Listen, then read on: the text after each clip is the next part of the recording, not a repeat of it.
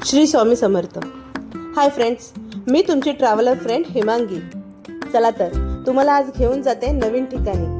कसं, कधी, कुठे या सगळ्या प्रश्नाची उत्तरं या व्हिडिओमध्ये तुम्हाला मिळतीलच. चला तर मग आज आपण भेट देऊया स्वामी समर्थांच्या मठामध्ये मानघरला.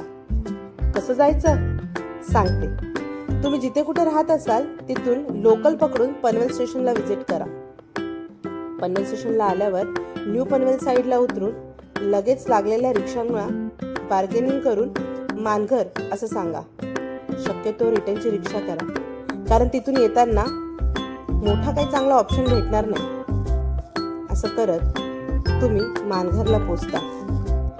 मंदिराचा बाजूचा परिसर बघून तुम्ही प्रसन्न व्हाल.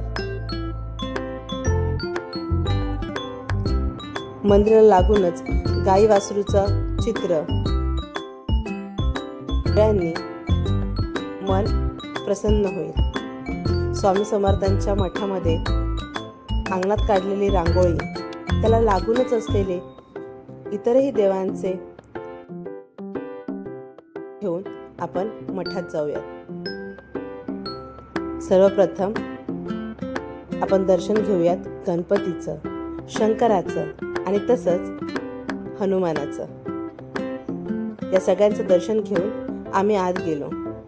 सुंदर असं स्वामी समर्थांचं दर्शन झालं. खरंच मठात स्वामींचं दर्शन घेतल्यावर मन प्रसन्न होऊन जातं. मग काय, प्रसाद घेऊन आम्ही बाहेर निघालो.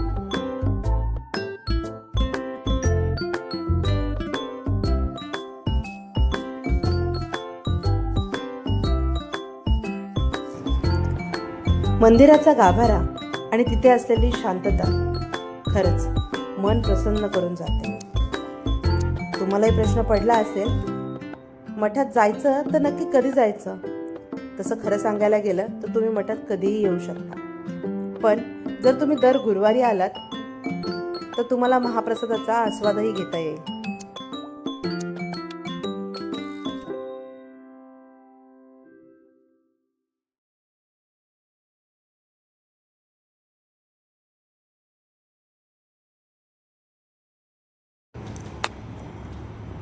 सगळे भाविक अगदी मन लावून स्वामींची आराधना करत असतात.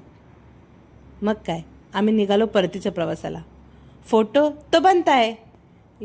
मग काय, आम्ही घेतले भरपूर सारे फोटो काढायला आणि निघालो परतीच्या प्रवासाला.